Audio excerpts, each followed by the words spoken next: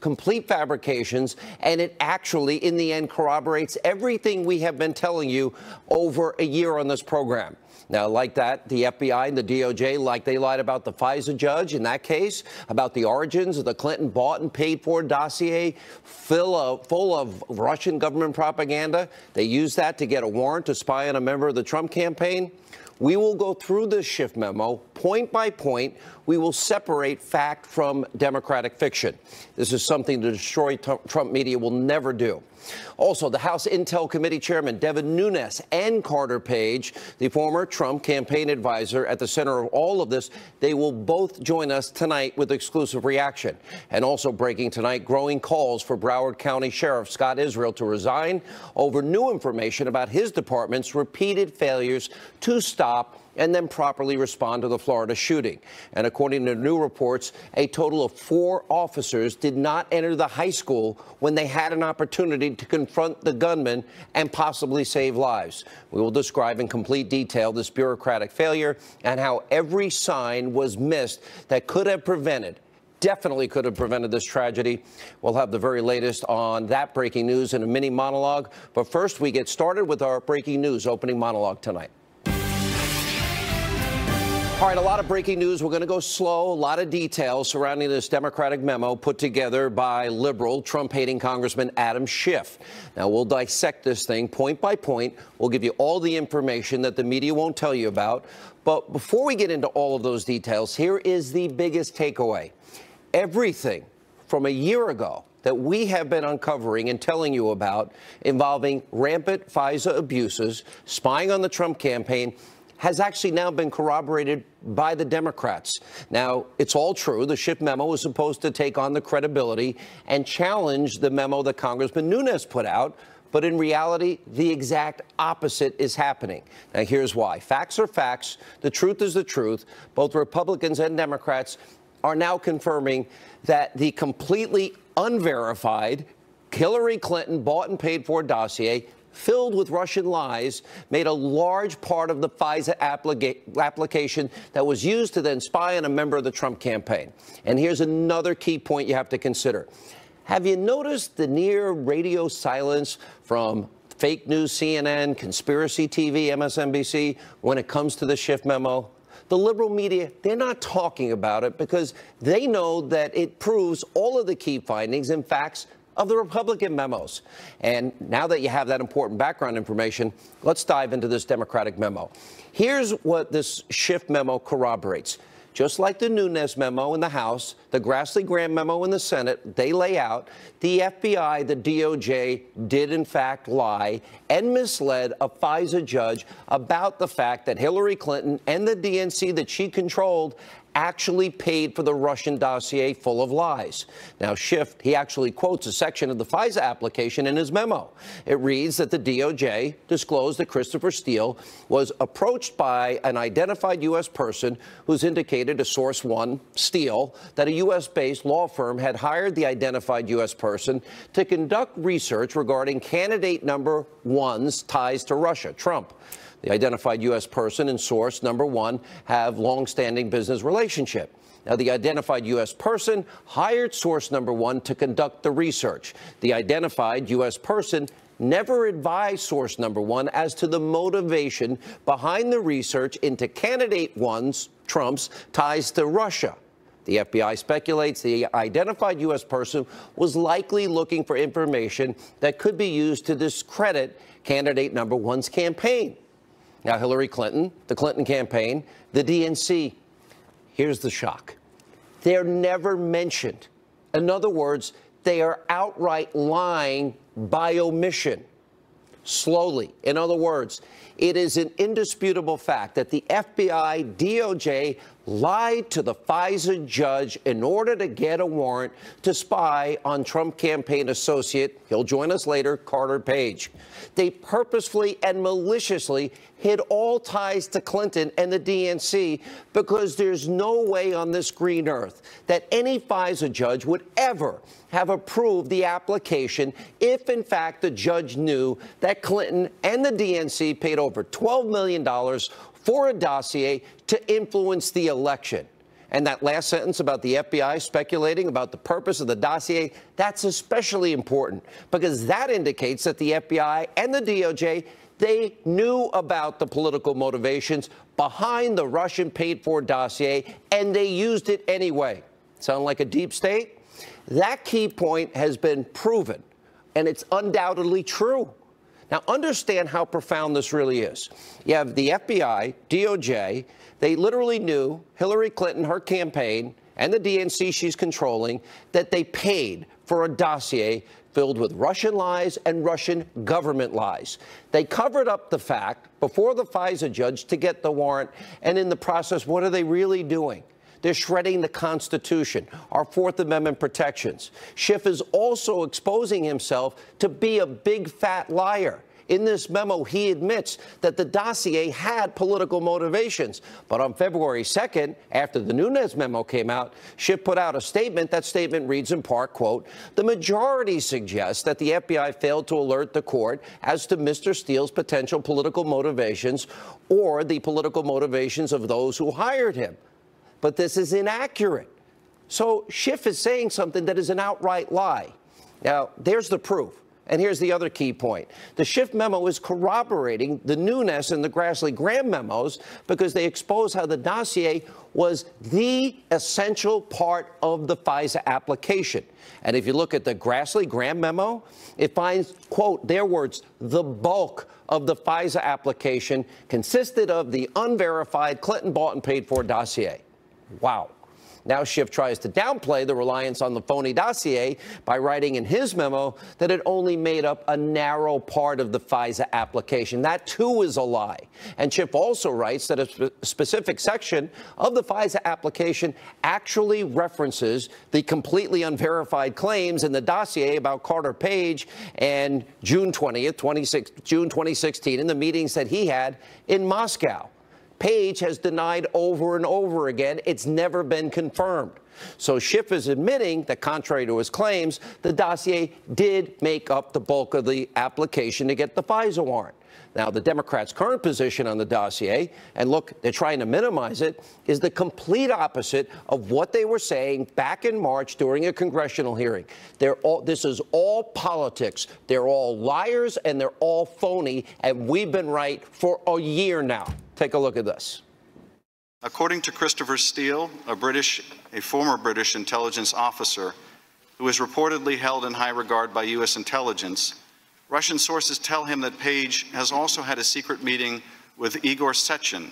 According to Steele's Russian sources, Page has offered brokerage fees by Sechin. Also, according to Steele's Russian sources, the campaign is offered documents damaging to Hillary Clinton. According to Steele, it was Manafort who chose Page to serve as a go-between for the Trump campaign and Russian interests. My focus today is to explore how many claims within Steele's dossier are looking more and more likely as though they are accurate. The reputation of the author, Christopher Steele, as a former accomplished British intelligence officer with a career built on following Russia is important. This is not someone who doesn't know how to run a source and not someone without contacts. They know better. Now, former federal prosecutor Andy McCarthy and other legal experts are also pointing to a very key fact. In order to get the FISA warrant approved, because Carter Page, he'll join us in a minute, is an American citizen, well, the FBI and the DOJ had to show that Page was acting as an agent of a foreign government and that his clandestine actions to help Russia were likely a violation of federal law. Now, as we have been reporting on, the dossier put the FISA warrant over the top. Without the dossier, they wouldn't have been able to get any judge to sign off on the warrant. We've also been telling you that the FISA application, remember, it was denied the first and probably the second time, but then the dossier was used to help win approval. As a matter of fact, it was the bulk of it, and it's probably why the Nunes memo says that the former deputy FBI director, Andrew McCabe, he testified without the dossier, a judge would never have granted a FISA warrant to surveil Carter Page. And by the way, they wouldn't have even tried for the FISA warrant. And speaking of McCabe, after the Nunes memo was released, Democrats accused Nunes of lying about McCabe's testimony on the dossier. Interesting. The Schiff memo doesn't offer up any evidence to refute that. Now, if Nunes was wrong, well, why didn't Schiff and the Democrats include a transcript about what McCabe said to prove the point. My sources tell me that McCabe said that and much more.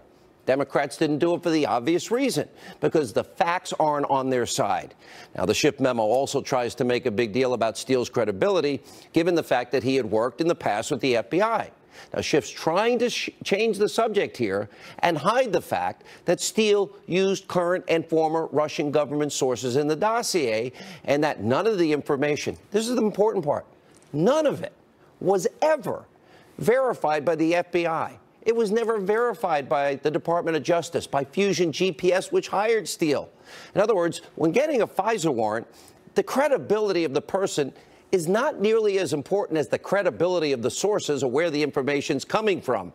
And as we've been telling you, none of the information from Russian sources was ever corroborated. None of it. So Schiff and the Democrats clearly are trying to conceal this most important fact from you, the American people. Here's another key truth. The Schiff memo confirms about the two Republican memos. The GOP memos detail how the FISA application mentions that Yahoo News article written by Michael Isikoff about Carter Page. But what Schiff lies about is that Steele was the source for Isikoff and Yahoo News, which the FISA judge was not made aware of. He's like thinking these are two independent corroborating sources. No, one source, same person. And the Republican memos explain how the Yahoo News article was used to independently corroborate Steele's dossier as another source, but Steele was the only source. Another lie to the judge. And another yet key aspect of all this is the Schiff memo is admitting to be true, and that is that the former British spy, Christopher Steele, remember, why was he terminated as an FBI source? Oh, he was leaking to the media. And what Schiff and the Democrats conveniently leave out is that Steele lied to the FBI about talking to the press and bringing this information to them, which is why Senator Grassley and Senator Graham have made a criminal referral against Christopher Steele.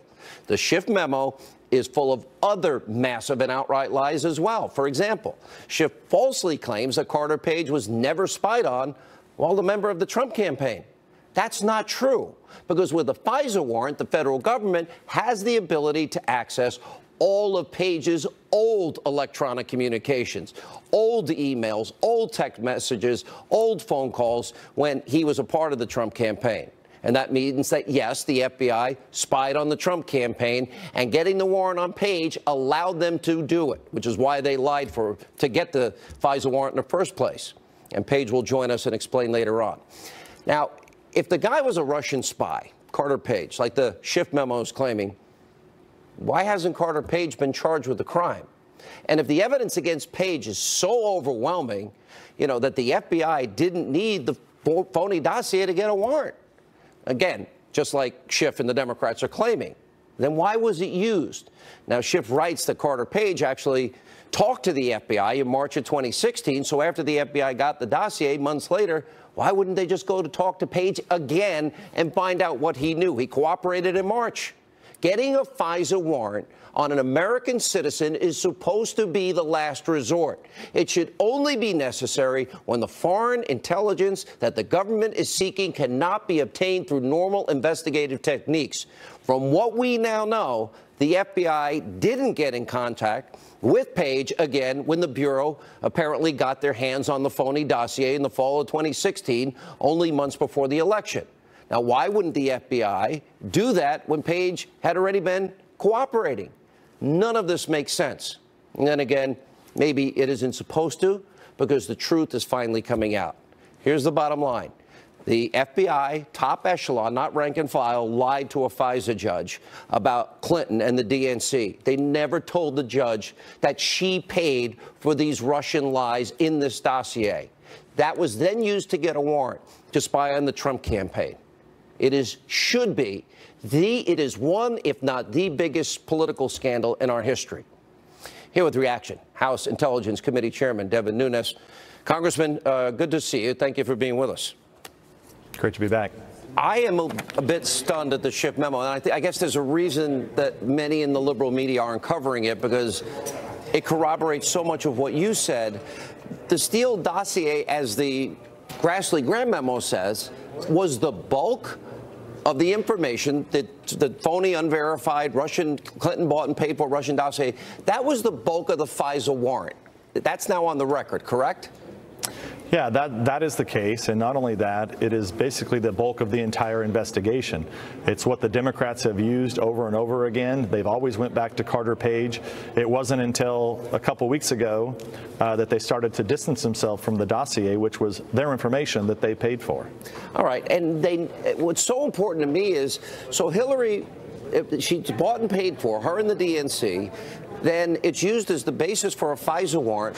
But here's what's not addressed by Adam Schiff, and he loves television. I mean, he's literally auditioning daily to be an MSNBC contributor. But the most glaring thing to me is it never mentions in his memo at all Clinton or the DNC, just like it was never told to the FISA judge. Now, right. Yeah, that's our biggest problem from the beginning. Remember, this was only about FISA abuse. Phase one of our investigation was to say, look, FISA abuse occurred. And the reason that we wanted the Democratic memo out, if you recall, over 2 weeks ago, as soon as that was sent over to the White House, we're like, hey, we want it out. The White House came back. The FBI and DOJ said, hey, make the changes and get it back out. Well, then what you had is this supposed cover-up. They were blaming the president, saying the president wasn't getting this out.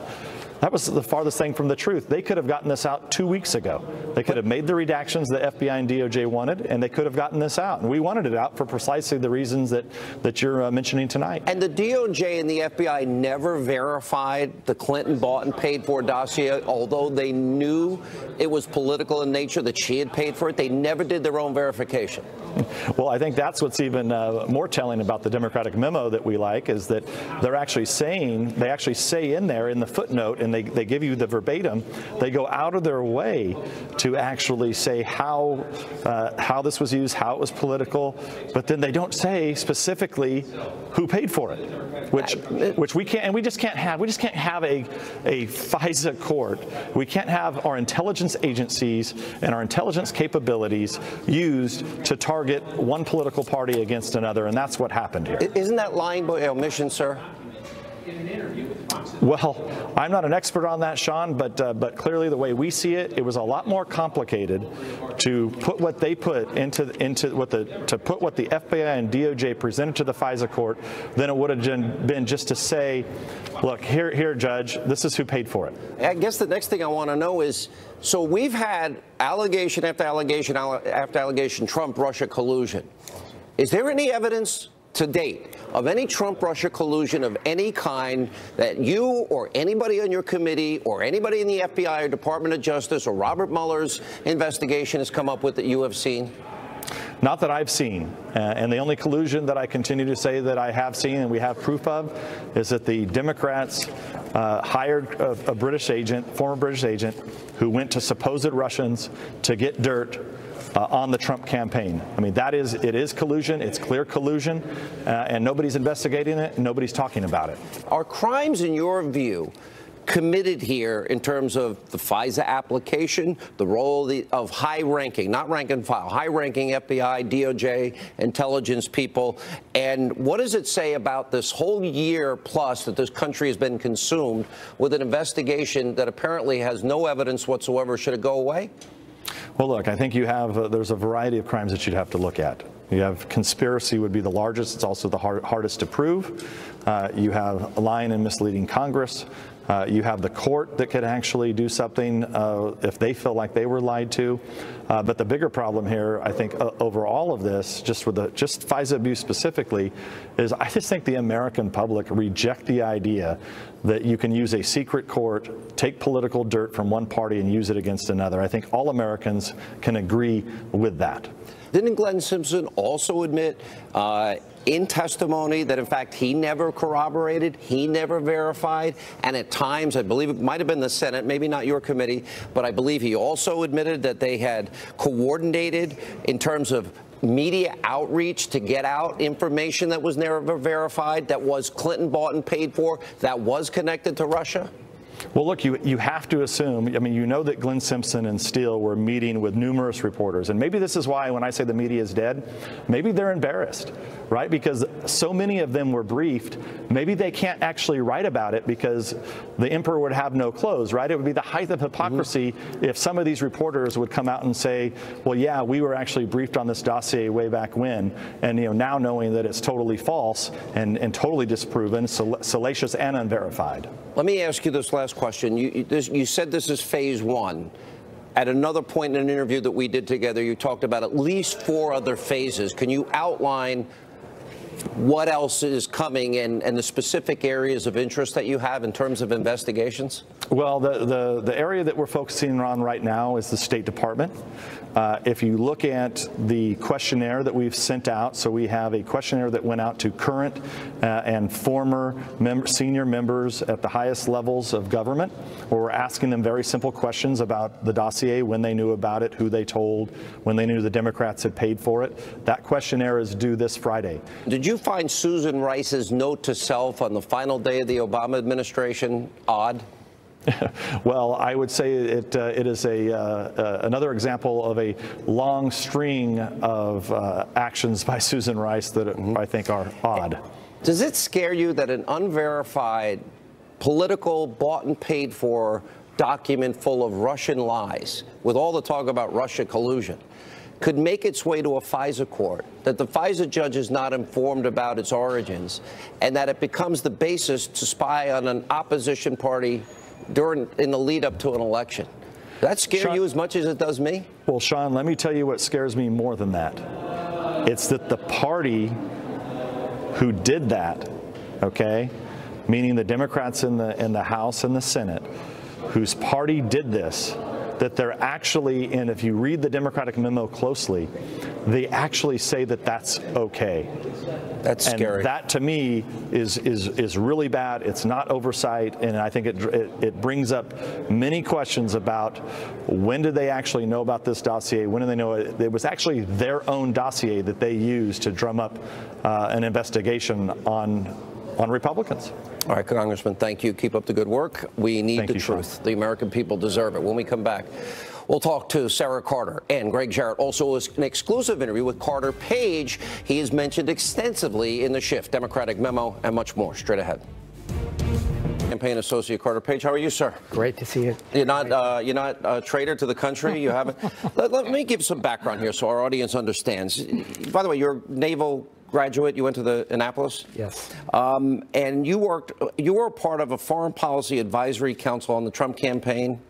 They met once and you weren't there? Yeah, I had a previous meeting scheduled with some top military leaders very far from Washington. You never met Donald Trump? Never communicated with him in any way? No. Okay, and so you view yourself as a junior, unpaid advisor. Okay. You did speak at a commencement ceremony in Moscow at the New Economics School. By the way, President Obama spoke there too? I've spoken at a lot of universities in Moscow going back 15 years, but yeah, I was. And you lived there. Why did you live in Moscow? Because in 2004, Merrill Lynch was, they moved out in 1998 when the emerging markets crisis occurred, and so 2004 was the fastest growth market in the world, and so me and another guy went over to get the office going. You admitted to lawmakers and anybody else that questioned you, and I want to ask you about it because I don't think you can talk about it, can you? Certain meetings you might have had, that while in Moscow you had brief encounters with people that may have been senior government officials. I said hello. One of the other speakers at the New Economics School was a government official. I said hello as he was walking down the street off the stage. That's the Deputy Prime Minister of Russia? Yes. 10 seconds. Not even. And I've been asking to try to get footage of that, and I've been asked about that in various interrogations, literally in for all hours. Your time on the campaign or not on the campaign, did anybody in Russia ever suggest to you they had negative information on Hillary? Not one word, nothing whatsoever, and not even a glimpse of an offer. Anyone ever suggest to you in any way that there was a hacking that they were aware of? Absolutely not. I heard about it in the news eventually. You're identified a lot in this Steele dossier, Yes. Page 9 of it says that you held meetings with two Igors, Session and the president of the Russian energy giant, and Igor, I'm going to say it the wrong way, Dvekin? Dvekin, yeah. And senior, according to people, did that ever happen? I had not even heard.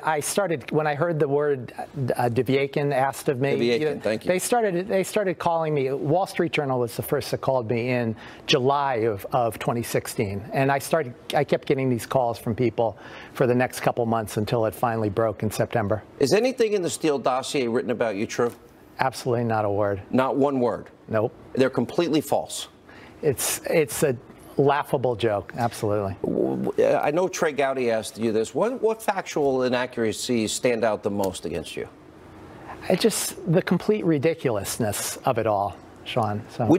Do you think you would have been charged by the special counsel now if they had any evidence, considering that FISA warrant gave them an opportunity to get every text, every email, every phone call you ever made? Wouldn't that have led to an indictment by now? You know, I'm not, I don't talk about those things, but typically, if anyone would have, I've never been given any information that, I'm under any serious consideration, over recent months. So I have no personal information the Russian government or anyone associated with it played a role in the 2016 election. You added that your visits to Moscow, you were never approached by any Russian in any way, shape, manner, or form. What do you make of the coverage in this country that has been for the last year, then, if that's true, what you said, because you said it under oath and you said it to the House Intelligence Committee? Sean, in that context, I have to thank you, because you have been the Edward R. Murrow of this whole process. The media's going to love that comment. Go ahead. It's been so completely out of control, going back really a year and a half now. And so your team, they used to call it the Murrow Boys. Mm-hmm. Your team with Greg and Sarah and everyone. I mean, to dig through and actually get to the bottom of things. I mean, there's a lot of people. Has the country been lied to by the media and by Adam Schiff on a regular basis? It's been nonstop, absolutely. Well, and that's the funny thing about this, the memo from Saturday, is it's just a continuation of the same game the DNC has been playing since the summer of 2016. Do you know Michael Steele, Christopher Steele? Not Michael. Michael's my friend. Yeah. Never met him. Never met him. Yeah. Okay. The government, by the way, spied on you 4 different warrants for a full year. You know what they have on you. You know the emails that they were able to get. Is there anything that in any way would implicate you in any way to associate yourself with Russians to impact elections of this country? I have no fear whatsoever. Although it's interesting, they have these, it's like Mad Libs on this this memo where they have, typically in Mad Libs, you have to put in a word and it comes out with a crazy saying. But here, it's already these crazy ideas in the 10-page memo, and then whatever's underneath in these blacked out boxes, I'm sure would even be more crazy. So the interrogatories that in the case in Great Britain, Steele cast out on the truth of his own dossier?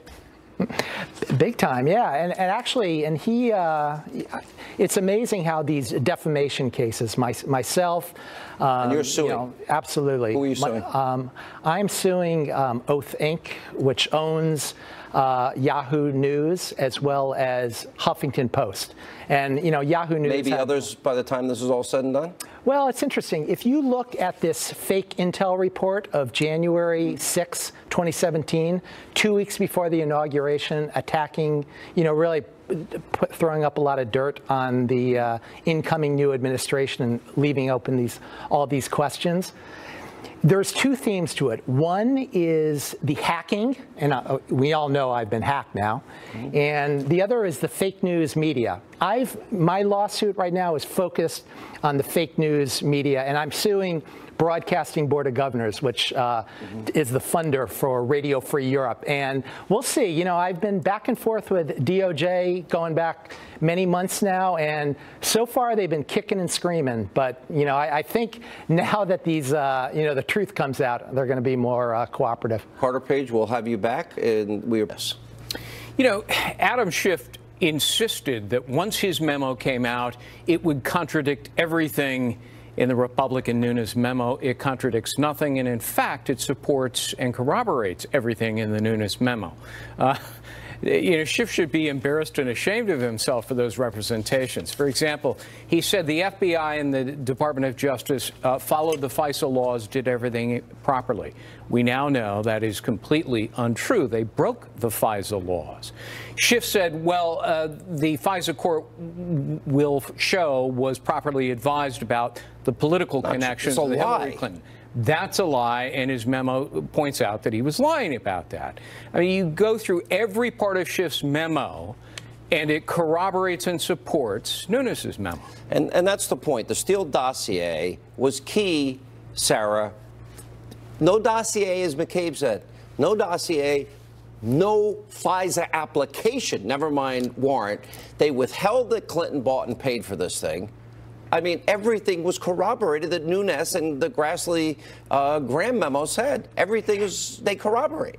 Absolutely, Sean, and they implicate themselves. This is the FBI director, former director James Comey, and others implicate themselves with their own words. If you think about the timeline, October 21st, 2016, they get the FISA warrant to spy on Carter Page. Then on January 5th, they debrief then President Obama. On January 6th, they brief President-elect Trump. And James Comey himself says, you know, it's salacious, it's unverified. You know, then you have Christopher Steele himself telling the courts, you know, he didn't verify anything in it. So everybody's using this dossier for a FISA. I mean, this is a violation of the Fourth Amendment if they lied to the FISA courts. And you broke this on this show almost a year ago. That's how long we've been unpeeling this onion. What do you think of Carter Page? You got to feel sorry for a guy like Carter Page. I mean, he is completely innocent. There's no evidence to suggest that anything that is claimed in the dossier is true. And here's a guy whose reputation... Wouldn't he have been charged by Mueller by now? Oh, of course he would have. He would have been charged a long time ago. He's not getting charged. You don't think it's happening? And one of the things that the FBI should have done, under the FISA law they're required to do, go talk to the subject of the dossier, Carter Page. Did they ever do it? No. He would have sat them down and told them his whereabouts, who he talked to in his brief stay in Moscow, where he's delivering a speech. And the FBI, if they had an ounce of brains, would have said, okay, this is obviously a fabricated dossier. Sarah? That is unless, Greg and Sean, that is unless they needed to open up this investigation into Carter Page because they were planning on doing it. And that's something that should be very concerning. I mean, they slandered Carter Page, and when Christopher Steele leaked information from the dossier to the media and violated his FBI rule. At best, it was unverified. It's still viewed as a lie. Most of it's been debunked, and they lied to the court. All right, I wish we'll bring you back tomorrow. This Schiff memo literally has backfired big time. Thank you both. Appreciate it. Sure. A mini monologue. I'll take on the Broward County Sheriff, Scott Israel, how he's handled this mass shooting in Florida. Sean Spicer, Joe Concha are next. That's tonight's mini monologue. Let's start with four important words. See something, say something. That's exactly what happened in the case of Stoneman Douglas shooter Nicholas Cruz. In fact, the FBI was warned twice about Cruz, including one call weeks before the shooting where an unidentified woman told authorities that she feared Cruz would, quote, get into a school and just shoot the place up. And according to the Naples Daily News, the Broward County Sheriff's Office, well, they received 18 warning calls since 2008. Law enforcement visited the home of Nicholas Cruz 39 times over a 7-year period. And we also know that while enrolled at Marjorie Stoneman Douglas High, Cruz was not allowed to wear a backpack out of security concerns and was ultimately expelled because of his violent behavior. Despite all of these warnings, Cruz was not in jail or in a mental health facility or even being observed by law enforcement. Instead, Cruz was easily able to enter the high school with a large bag containing an AR-15. Now, school resource officer Scott Peterson, armed with a gun and a bulletproof vest, he took a position behind a concrete column outside the building when the rampage was taking place. As one witness observed, Peterson remained standing still, shot after shot. And Scott Peterson never entered the building. Here's how one student described this officer's inaction in this case. The school resource officer was behind a stairwell wall, just standing there. and he had his gun drawn, and he was just pointing it at the building. And shots started going off inside. You could hear them going off over and over again. He's the only one with a gun. He's wearing a bulletproof vest, and he has all that while school security guards, coaches pretty much, were running in, shielding kids. Coach Weiss, Hickson were running in, shielding kids from bullets and losing their lives while he did nothing. That's the opposite of how 99% of law enforcement would respond. Now, this officer resigned, but he's claiming that he followed protocol, did nothing wrong. And according to multiple reports, we know that 3 other Broward County deputies who first arrived on the scene were also taking up stationary positions outside of the school when, in fact, Coral Springs police officers arrived on the scene and rushed into the school. We have a simple question for the Broward County Sheriff tonight. Why didn't your deputies enter that school? Here's what Israel actually said yesterday on CNN. At this point, we have no reason to believe that anyone acted incorrectly or correctly. That's what an investigation is. Everybody's entitled to their own opinion, but nobody's entitled to their own set of facts. Coral Springs sources say when Coral Springs police arrived, there were Broward deputies there in addition to Peterson. And I don't dispute that, but that is an active investigation. Do you think that if the Broward Sheriff's Office had done things differently, this shooting might not have happened? Listen, if ifs and buts were candy and nuts, O.J. Simpson would still be in the record books. I don't know what that means. There's 17 dead people, and there's a whole long list of things your department could have done differently. Because of the timid response and the immediate aftermath of the Marjorie Stoneman Douglas shooting, coupled with the obvious missed signs about the increasingly deranged Nicholas Cruz, dozens of Florida legislators, they're now calling for Sheriff Scott Israel to be suspended immediately. Unbelievable in the aftermath of what some are calling a total breakdown as it relates to law enforcement. Israel's praising his own amazing leadership. Wow. Watch this. Jake, I could only take responsibility for what I knew about. I exercised my due diligence. I've given amazing leadership to this agency. Amazing leadership? I've worked. Yes, Jake. There's a lot of things we've done throughout this. This is you don't measure a person's leadership by a deputy not going in. As you probably noticed, in the wake of one of the worst mass shootings in American history, Sheriff Israel has been quick to get in front of a camera with multiple appearances all over TV and everywhere. You've also probably noticed that during his TV appearances, Israel has been quick to blame just about everything for the shooting, from the lack of police funding, the NRA. But what you won't see Israel do is take the responsibility for his department's failures during this horrific mass shooting, where his department's response was anything but quick. I think it's time for Sheriff Israel to take responsibility. Here with reaction, former White House Press Secretary Sean Spicer, from the Hill, Joe Concha. I think it's important, Joe, to point out 99% of police, law enforcement I know would do the opposite. What's the point of having an armed guard on campus if he's going to stay outside as the shots are going off? Right, Sean, and you said that in the singular. Remember, there were 3 other officers reportedly now that were outside as well. That's 4, and when yeah. Coral Springs officers, that's 4. Coral Springs officers showed up, and when they went in, they didn't even join them at that time. And that goes, despite what Sheriff Israel says, that goes to leadership. That goes to the top. And again, I can't get over this one answer he gave Jake Tapper yesterday when Tapper said, hey, if you did things differently, could you have prevented this? And he says, and I'll quote it again, if it's and buts were candy and nuts, O.J. Simpson would still be in the record books. What is Look, that? if you're going to use a flippant... What is that? It's a flippant analogy while you're playing CYA on national television. It's not even accurate because O.J. Simpson is, in fact, still in record books. So, look, I hope the next time Israel goes in front of a reporter or a host, and he seems to gravitate towards the spotlight, to your point, I hope they ask, did you know during that CNN town hall last week that one of your deputies did not go in, that 3 of your other deputies did not go in? And if so, why didn't you share that? And I think Tapper asked them that yesterday, but press him on this. Why did you grandstand during that particular town hall and go after Dana Lash, knowing this and making a name for yourself? He seems to be a guy who's seeking higher office at this point, Sean, but I don't doubt that's going to happen after the scrutiny he's been getting lately. Look, I'm very careful as it relates to, I really support law enforcement. Well, these guys on the ground, most of them would take a bullet for anybody, Sean. And then when you see that there were 2 warnings to the FBI, but it never got to the Miami field office where it should have gotten, and I'm sure would have been dealt with. It seems at least at the level of being advised, you can't miss these opportunities when people are saying, look, he says he wants to be a professional school shooter. And look, he's going to shoot up a school, and nobody, the person that got the information, did nothing. Well, that's absolutely right. I mean, we've got to remember this is a massive tragedy. There are so many families that are hurting right now.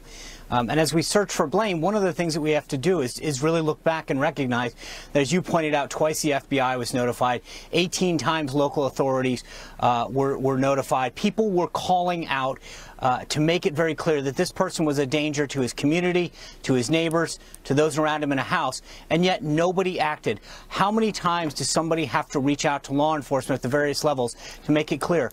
We talk about people exhibiting the signs and people acting. Is that the lesson? Is people see something, say something. People saw and said. Well, absolutely. I mean, yeah, I mean, you get on a metro bus or a subway car in any major city, and that's what they tell you. If you see something out of the ordinary, tell us. We exhibited the lessons from 9/11, and that father, Mr. Pollock, spoke so brilliantly when he met with President Trump last week, that we've got to recognize that the warning signs were there. There are things that we can be doing. But when somebody yells out that many times that there's a problem and government fails to act at the various levels, the problem isn't with everyone else, it's with the government. Joe. Well, there was a concerted effort, Sean, obviously, to blame the NRA in the beginning. Look, I've never even picked up a gun in my life. I'll be totally honest with you. I have no dog in this fight as far as the NRA is concerned. I'll take or to you blame to Marco my range Rubio. and I'll help you. I can fix that. I'll stick with super soakers. I'm fine. But President Trump or Marco Rubio, to blame them. And there was even a successful boycott campaign against the NRA. You had Delta, MetLife, Hertz, Avis, all no longer giving NRA. Yeah, it seems to be going in that direction. But that's the point now. Now the narrative has shifted, and now it seems to be focused. Memo, which only corroborates what the Republicans and what we have been telling you over a year. We do thank you for being with us. It's been like unpeeling one layer of an onion after another. We will never be the destroy Trump media. We'll always be the fair and balanced part and telling you the truth. They've been so wrong for so long. Let not your heart be troubled. The news continues. Look at Laura Ingraham is standing. What snarky remark tonight? Come on, hit it. I didn't have the hotline tonight.